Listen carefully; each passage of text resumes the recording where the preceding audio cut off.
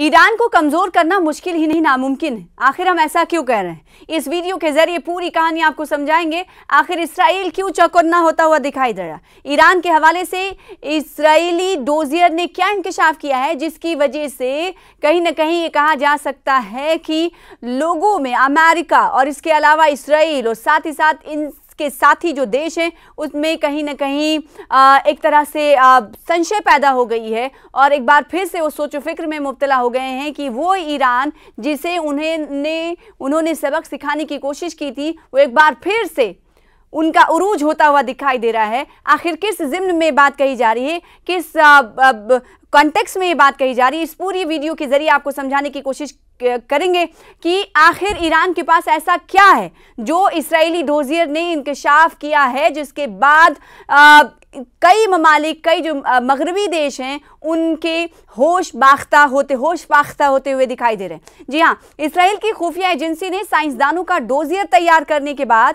इन्हें मारने के ऑपरेशन की शुरुआत कर दी है। अब ऐसा हुआ क्यों? हुआ ये कि इसराइल ने एक डोजियर दिया है। एक डोजियर में इंकशाफ हुआ है कि ईरान के पास 85 से ज़्यादा न्यूक्लियाई साइंसदान मौजूद हैं। न्यूक्लियर साइंसदान मौजूद है, इसका मतलब आप अंदाज़ा लगा सकते हैं वो न्यूक्लियर साइंसदान जो पिछले दिनों हमने देखा था कि उन्हें मारा गया था। पूरे ईरान में हमने देखा था कि गम और गुस्से का इजहार किया जा रहा था और इस ऑपरेशन हैमर में उनकी मौत हुई थी। और वो न्यूक्लियर साइंसदान जो यूरेनियम की आफजूदगी में और जो अलग अलग सैन्य ठिकाने हैं ईरान के, उन्हें खड़ा करने में इन्होंने कलीदी किरदार निभाया है। तो इनकी तादाद कम नहीं हो रही है। यानी ईरान ये कह रहा है, ये दिखा रहा है कि कई को अगर आप 6 को मारोगे तो हमारे 16 साइंसदान और तैयार रहेंगे। ये इससे अंदाज़ा लगाया जा सकता है। और ये डोजियर कौन दे रहा है? इसराइल ने डोजियर में पर्दाफाश किया, इंकशाफ किया है कि ईरान के पास अभी मौजूद है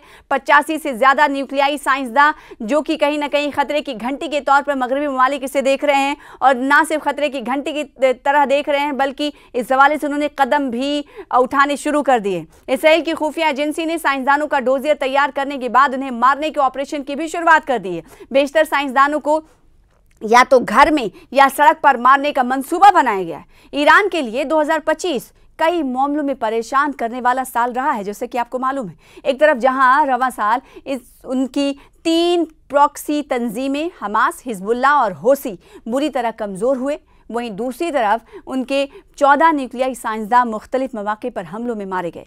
ईरान की ये सभी 14 साइंसदानों को खुफिया एजेंसी मोसाद ने ऑपरेशन नारनिया के तहत मारा था और ऑपरेशन हैमर भी चला था जो 3 से 4 ठिकानों को तबाह करने की बात अमेरिका की तरफ से कही गई थी। लेकिन ईरान ने इस पर कहा था कि भले ही कोशिश की गई उन्हें मिटाने की, लेकिन कामयाबी ज़्यादा तक नहीं मिली है। हमारा यूरेनियम अफजूदगी का जो काम है वो थोड़ा पीछे चला गया लेकिन उसे ख़त्म नहीं किया जा सका है। ये कहीं ना कहीं ईरान के लिए बहुत बड़ी बात थी। ईरान के आला रहनुमा अली खामनेई ने भी ये बात कही थी। अब आपको बताएं कि 14 साइंसदानों को खुफिया एजेंसी मोसाद ने ऑपरेशन नारनिया के तहत मारा था उस वक्त। हालांकि अब भी ईरान के पास 85 से ज़्यादा न्यूक्लियर साइंसदान जिंदा हैं जो अमेरिका और इसराइल के लिए फिक्रंगेज़ हैं। जैसे कि हमने आपको अब से कुछ देर पहले कहा था, फिक्रंगेज़ यूँ क्योंकि होश बाख्ता हो रहे हैं कि एक तरफ जहां इन मगरबी ममालिक की कोशिश ये हो रही है कि इन न्यूक्लियर साइंसदानों को ख़त्म किया जाए, इन्हें आगे बढ़ने नहीं दिया जाए, इन्हें मार दिया जाए, और दूसरी तरफ इनकी फहरिस्त में इजाफा होता हुआ दिखाई दे रहा है।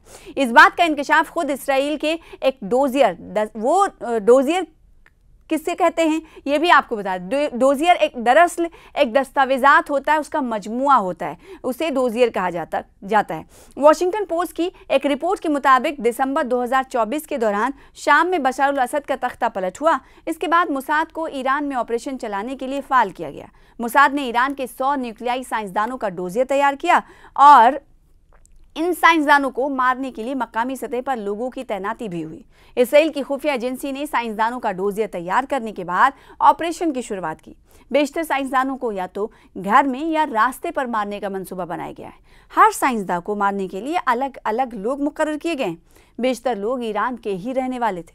मोसाद ने ईरान के न्यूक्लियाई साइंसदानों को मारने के लिए स्नाइपर बंदूक, ड्रोन और बम का इस्तेमाल किया। रिपोर्ट में बताया गया है कि पहले इन साइंसदानों को मारने की कोशिश की गई जो लिस्ट में टॉप पर थे। उन साइंसदानों को मारने की कोशिश की गई जो लिस्ट में टॉप पर थे।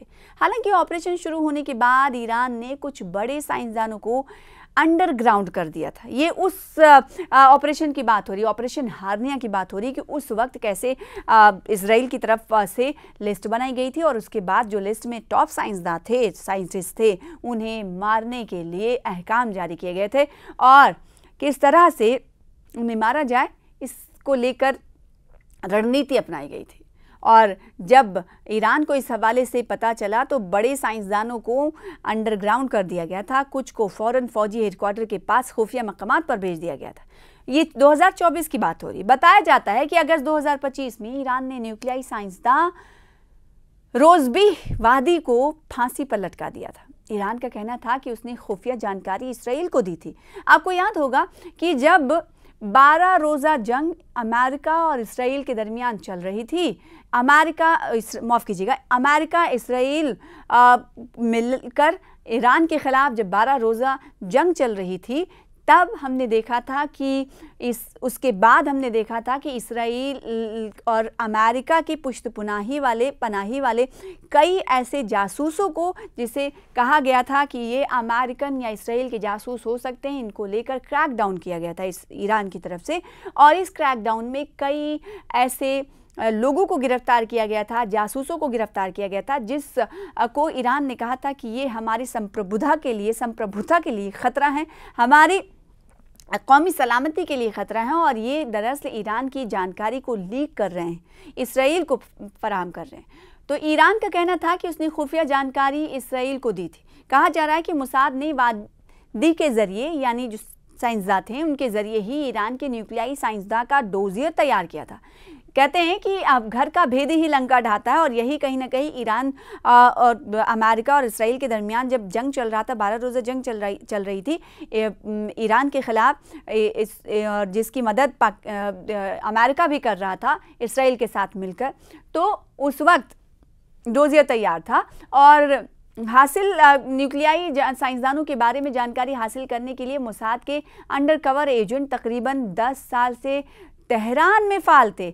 और देखिए ये जानकारियां सब मिल रही हैं एक डोजियर के ज़रिए। इसराइल ने डोजियर तैयार किया है और जिसके ज़रिए पर्दाफाश हो रहा है, और जो ईरान कह रहा था तो कहीं ना कहीं वो बात सच होती हुई साबित हो रही है। जो ईरान कह रहा था कि इसराइल ने यहाँ पर अपने जासूस को भेज रखा है, अंडरकवर जासूस हैं, एजेंट हैं, जिन्हें हम गिरफ्तार करें, जिसे फांसी दी गई थी।